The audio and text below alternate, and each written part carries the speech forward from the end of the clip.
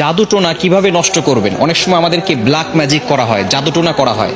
আপনি আপনার উপরে কেউ তাবিজ করেছে কিনা, কিভাবে আপনি জাদুটোনা নষ্ট করবেন, কারো কাছে যেতে হবে না, আপনি ঘরে বসেই নিজে নিজে এই জাদুটে নষ্ট করতে পারবেন। বিশেষ করে আমাদেরকে সতর্ক থাকতে হবে। অনেক সময় আমরা বিভিন্ন মানুষের কাছে যাই এবং আমরা সেখানে গিয়ে বলি আমাকে একটু হাজিরা করে দেখেন যে আমার ভিতরে কোনো জিন আছে কিনা। তারা তো ঠিকই, যদি জিন নাও থাকে আপনার উপরে জিন একটা চালান করে দিবে, এরপরে আপনার কাছ থেকে বারবার এই জিনের মাধ্যমে ডিস্টার্ব করিয়ে আপনার কাছ থেকে টাকা খাবে। এজন্য আপনি কারো কাছে যাবেন না, নিজে ঘরে বসেই আপনি আপনার জাদুটোনা দূর করতে পারবেন, জাদুটাকে নষ্ট করে দিতে পারবেন। বর্তমান সমাজে ম্যাক্সিমাম সময় দেখা যাচ্ছে যে আত্মীয় স্বজন, একেবারে কাছের মানুষগুলো আপনাকে জাদুটোনা করে আপনার জীবনটাকে নষ্ট করে ফেলবে। অনেক সময় দেখবেন কিভাবে বুঝবেন, আপনি অনেক সময় অসুস্থ হয়ে পড়ছেন, কিছুই ভালো লাগে না, ঘরে ভালো লাগে না, দোকানে ভালো লাগে না, ব্যবসায়িক প্রতিষ্ঠানে ভালো লাগে না, অথবা ব্যবসায় বারবার লস হয়ে যাচ্ছে, অথবা সংসারে কোনো শান্তি নাই, স্বামী স্ত্রীর ভিতরে ঝগড়া হচ্ছে, অথবা কোনো মেয়ের বিয়ে হচ্ছে না। এই ধরনের কারণগুলো হচ্ছে ব্ল্যাক ম্যাজিক করা, জাদুটোনা করা। এটা হচ্ছে তার লক্ষণ। জাদুটোনা করেছে কিনা তার লক্ষণ হচ্ছে বারবার অসুস্থ হয়ে যাওয়া, বিভিন্নভাবে আপনি অসুস্থ হয়ে পড়ছেন।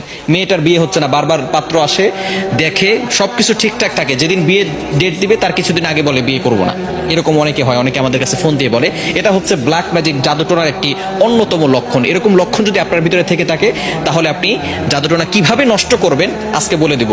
আপনারা খুব সুন্দর করে প্র্যাকটিক্যালি দেখাবো ইনশাল্লাহ। আপনি দেখে এটা যদি প্র্যাকটিস করেন ইনশাল্লাহ, জাদুটোনা যদি থেকে থাকে তাহলে আপনি নিজেই এটা করলে আপনার জাদুটোনা কেটে যাবে। ব্ল্যাক ম্যাজিক করে আপনাকে কেউ ক্ষতি করতে পারবে না এবং এরপর থেকে আপনাকে কিছু আমল করতে হবে। আচ্ছা, আমি আপনাদেরকে দেখাচ্ছি। কলম আছে নাকি কারো কাছে? এই যে একটা কলম। সর্বপ্রথম আপনি যে কাজটা করবেন, প্রথমে অজু করবেন। অজু করে আপনি সূরাতুল ফাতিহা একবার পড়বেন, সূরা ফালাক একবার পড়বেন, সূরা নাস একবার পড়বেন, সূরা ইখলাস একবার পড়বেন। এরপরে আয়াতুল কুরসি পড়বেন।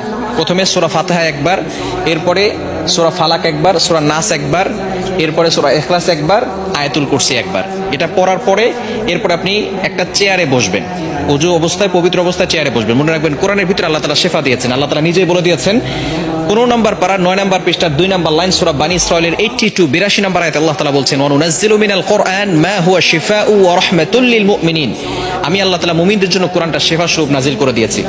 প্রথমে আপনি বসবেন একটা চেয়ারের উপরে, পবিত্র হয়ে, অজু করে পবিত্র হয়ে তারপরে বসবেন। বসার পরে একবার সূরা ফাতিহা পড়বেন, এরপরে আপনি সূরা ইখলাস, সূরা ফালাক, সূরা নাস পড়বেন, এরপর আয়াতুল কুরসি পড়বেন। এরপরে আপনি 7 বার সূরা ফাতিহা পড়তে হবে। আউযুবিল্লাহ বিসমিল্লাহ সহকারে এই যে একটা ছুরি নেবেন ডান হাতে, এটা আমি পেন দিয়ে দেখাচ্ছি, আপনি একটা ছুরি নেবেন।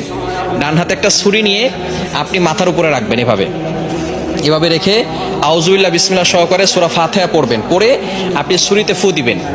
ছুরিতে ফু দেওয়ার পরে এরপরে ছুরিটা শরীরের সাথে টাচ করবেন না। টাচ না করে আপনি একেবারে সোজা কপাল থেকে নাক বরাবর, বুক বরাবর 2 পায়ের মাঝখানে রাখবেন।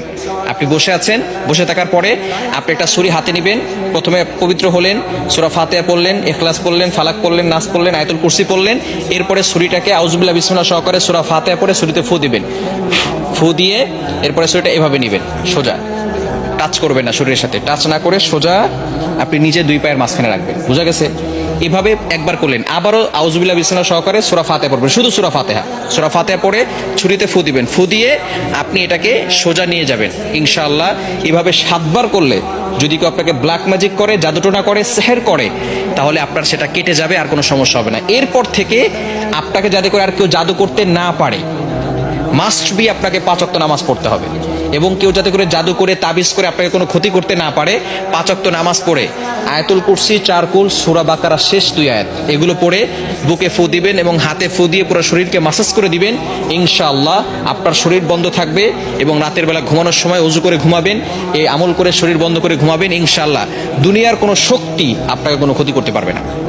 আল্লাহ তাআলা আপনাকে প্রটেক্ট করবেন, আল্লাহ তাআলা আপনাকে হেফাজত করবেন। দুনিয়ার দুষ্ট জিন বলেন, মানুষ শয়তান বলেন, জিন শয়তান বলেন, সকল ধরনের দুষ্টমি থেকে এবং দুষ্ট জিন থেকে আল্লাহ তাআলা আপনাকে হেফাজত করবেন। আল্লাহ তাআলা আমাদের সকলকে এটা সুন্দরভাবে বুঝে আমল করার তৌফিক দান করেন।